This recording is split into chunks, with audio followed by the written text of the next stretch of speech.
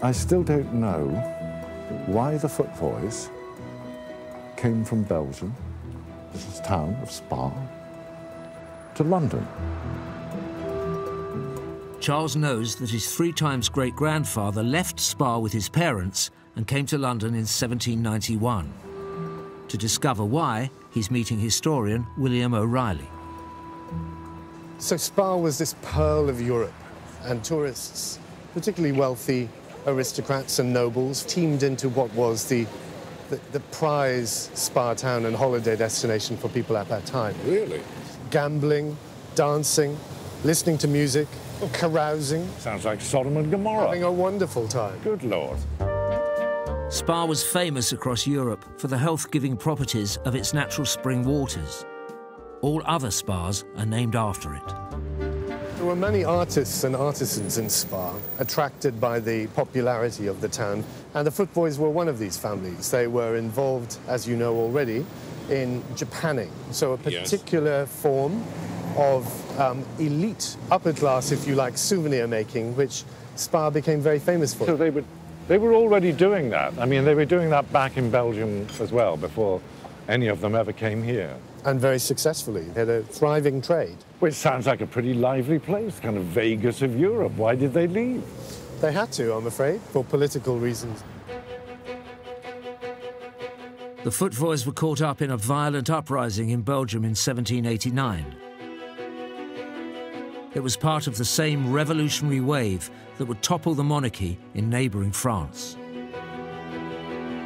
With the aristocratic way of life on which they depended under threat, the Footboy family fled Belgium. They set up shop in London.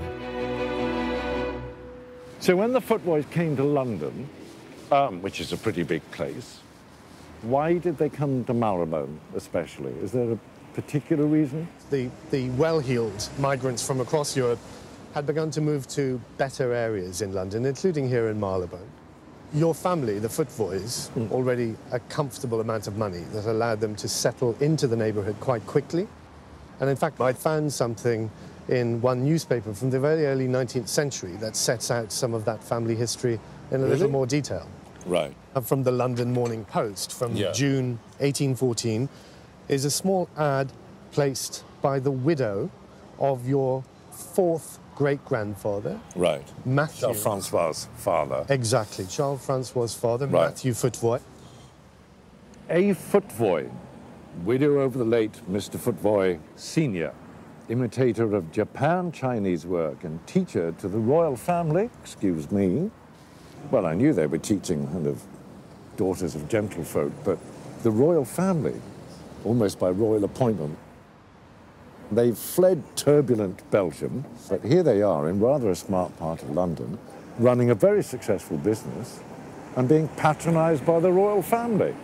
Not bad, is it, really? It's an incredible story of success. Yeah. Wow.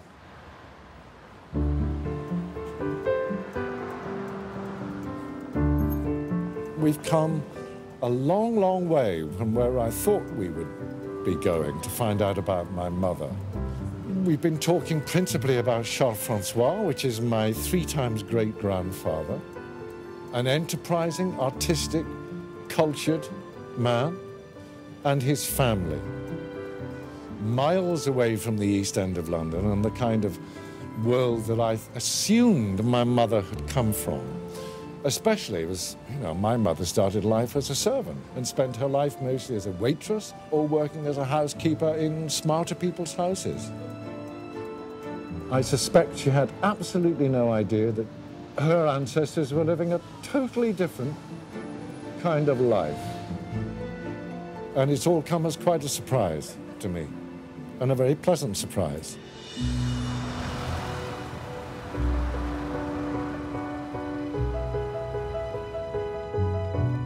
Now I need to know about my father, because I know, well, possibly even less about my father than I knew about my mother.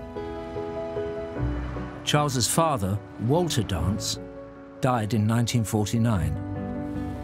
All I know about my dad was that he died when I was about 3.5 to 4. I mean, he didn't die of old age. I think he was in his 50s. My mother used to refer to him as WD. He was a divorcee when she met him. That's all the information I have. I know absolutely nothing about his personality, what kind of man he was. This is the only photograph I have of my father.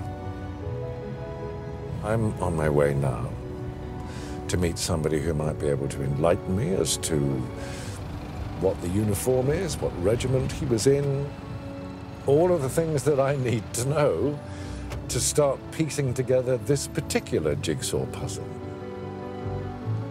You must be Peter. Hello, Charles. Nice to meet you. Charles is meeting historian Peter Donaldson.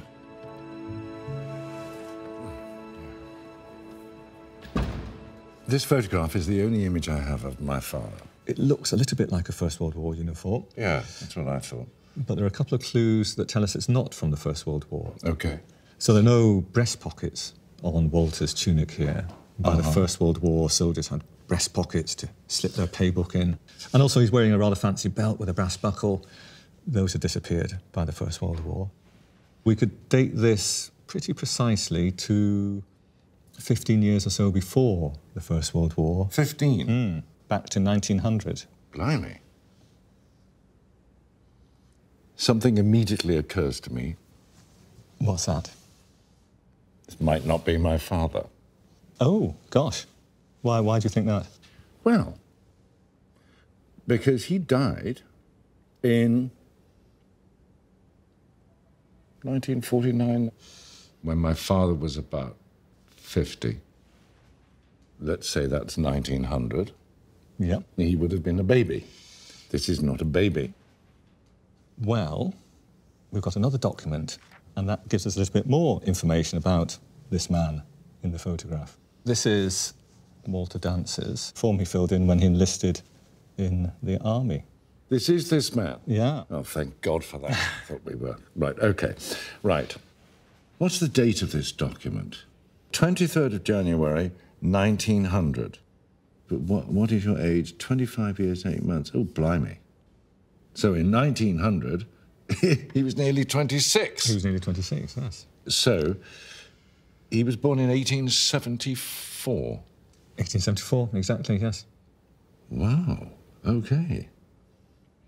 Charles now knows that his dad was born 26 years earlier than he previously thought. He would have been 72 when Charles was born.